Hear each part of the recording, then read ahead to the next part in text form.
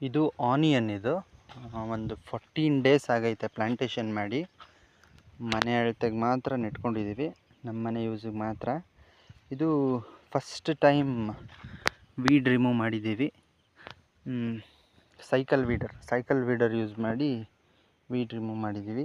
Weed remove ಮಾಡೋದಕ್ಕಿಂತ ಮುಂಚೆ almost ಇಷ್ಟು ಕಳೆ ಇತ್ತು. ಇದೊಂದು ಲೈನ್ ಇನ್ನೂ ವೀಡ್ ರಿಮೂವ್ ಮಾಡಿಲ್ಲ. ಸೈಕಲ್ ವೀಡರ್ ಅಲ್ಲಿ ವೀಡ್ ರಿಮೂವ್ ಮಾಡಿ ಇಷ್ಟು ಕಳೆ ಹೋಗೈತೆ. ಇನ್ನೊಂದು ಸಲ ಮಾಡಿದ್ರೆ ಆಲ್ಮೋಸ್ಟ್ 90% ಕಳೆ ಕ್ಲಿಯರ್ ಆಗೋಗ್ಬಿಡುತ್ತೆ.